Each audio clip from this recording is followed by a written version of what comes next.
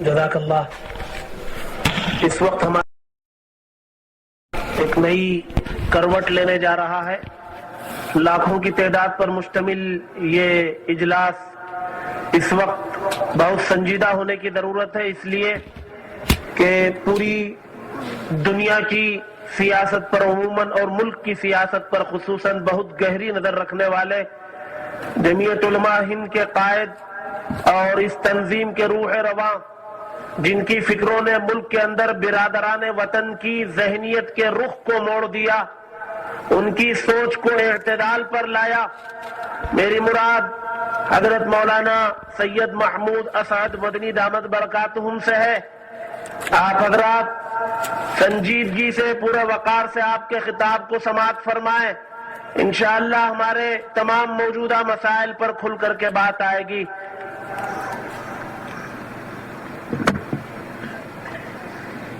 بسم اللہ الرحمن الرحیم. نحمده ونصلی علی رسولہ الکریم. میں نے تو بیچ میں بھی کچھ باتیں عرض کر دی ہیں، اور اپنے بزرگوں کے بیچ میں، اکابر کے بیچ میں کچھ کہنا میرے لیے بہت مشکل ہے.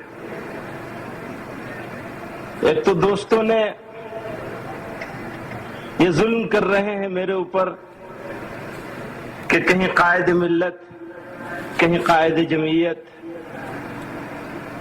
تو ابھی ہمارے ایک دوست نے بہت اچھی بات کہی اور میں اس سے بہت خوش ہوں. ہمارے ایک دوست ہیں مولانا نیاز احمد فاروقی صاحب،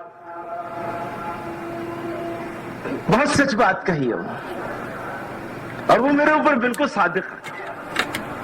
انہوں نے کہا سبب ذلت. بھائی ہمارا حال تو یہی ہے، ہمارا حال یہ ہے.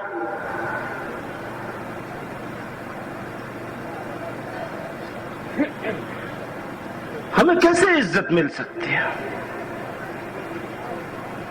ہماری قوم ذلیل ہو رہی، بے عزت اور رسوا ہو رہی ہے. جو قوم من حیث القوم ذلیل اور رسوا ہو جائے،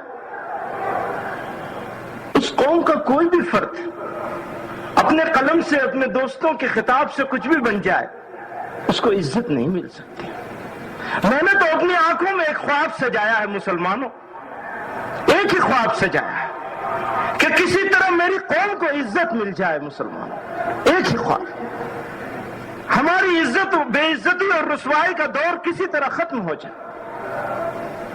اور میری سمجھ میں سوائے اس کے کوئی طریقہ نہیں آتا کہ ہم جس طریقے پہ چل رہے ہیں اس کو چھوڑ کر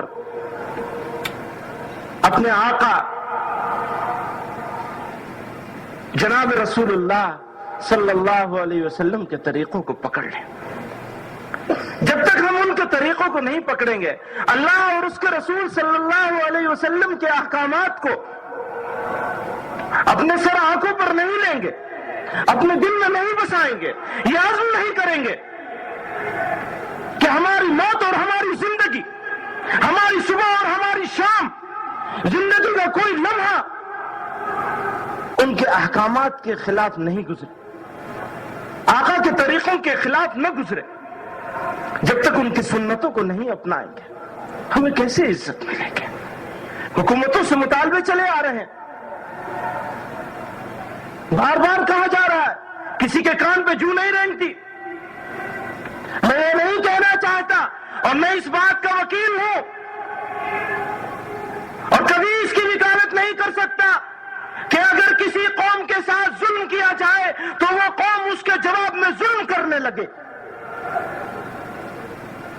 اور اسلام تو کبھی بھی ظلم کے جواب میں بھی ظلم کی اجازت نہیں دیتا ہے. تو ہم اس کے وکیل نہیں ہو سکتے. لیکن دنیا میں بسنے والے لوگوں کو، جن کے ہاتھ میں انصاف کی ترازو ہے، ان کو اس بات کو سمجھنا ہوگا کہ زبانی بیان بازی سے اب کچھ کام چلنے والا نہیں ہے. اگر عملی اقدام نہیں کیے جائیں گے اگر لوگوں کو انصاف نہیں دیا جائے گا تو لوگوں کو غلط راستے پہ چلنے سے روکنا مشکل ہو جائے گا.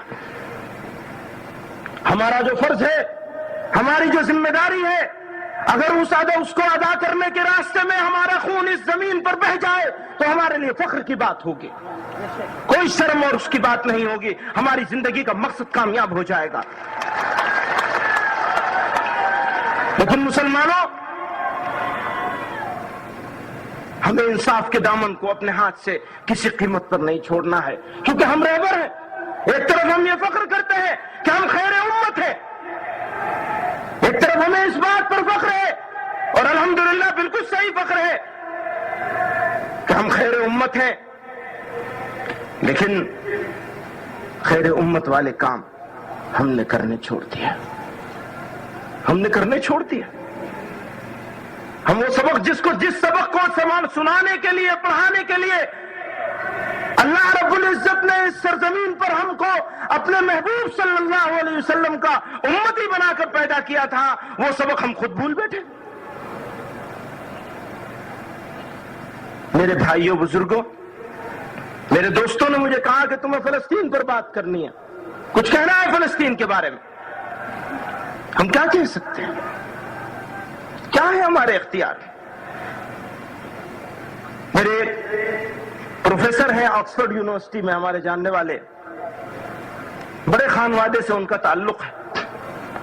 انہوں نے کہا اور تو سب کام چھوڑ تو بھول جاؤ، لیکن مسلمانوں نے تو دعا مانگنا بھی چھوڑ دی ہے.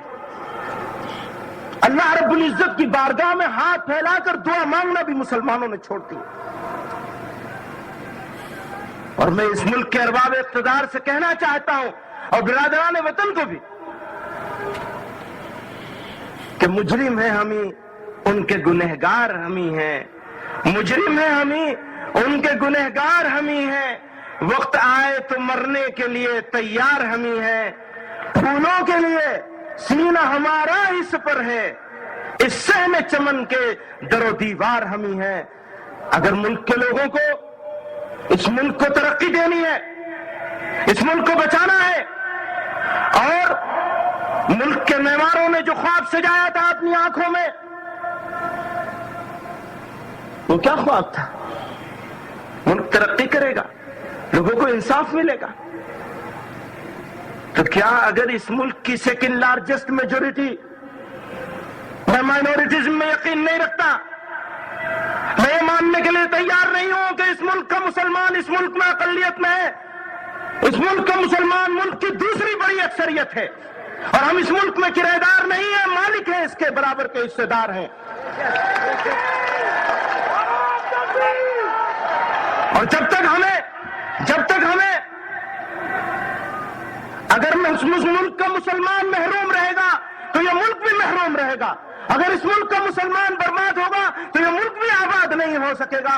اور مسلمانوں، اگر ملک خدا نخواستہ آباد نہ ہو سکا تو جتنا دکھ ہمیں ہوگا اتنا دکھ کسی دوسرے کو نہیں ہو سکتا، کیونکہ قربانیوں کی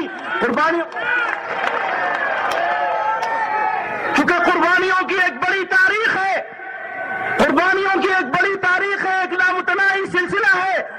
ہمارے بزرگوں نے پھانسی کے پھندوں کو چوم کر اس ملک کو اپنے خون سے، پشاور کے قصہ خانی بازار سے لے کر اور مدنا پور تک، اس دھرتی کا کوئی ذرہ، اس سرزمین کا کوئی ذرہ ایسا نہیں ہے جس میں ہمارے اکابر اور علماء کے خون کی آمیزش نہ ہو. اس سنہری تاریخ کو مسلمانوں ہمیں بھولنا نہیں ہے. ہمیں اس ملک میں کرایہ داروں کے ساتھ، کرایہ داروں کے طریقے سے نہیں رہنا ہے. اس ملک کی حفاظت کرنی ہے، ہمارا فرض ہے، اور اپنا حصہ بھی لینا ہے. میرے بھائیوں، بزرگوں، جھک جانے کی عادت ہے.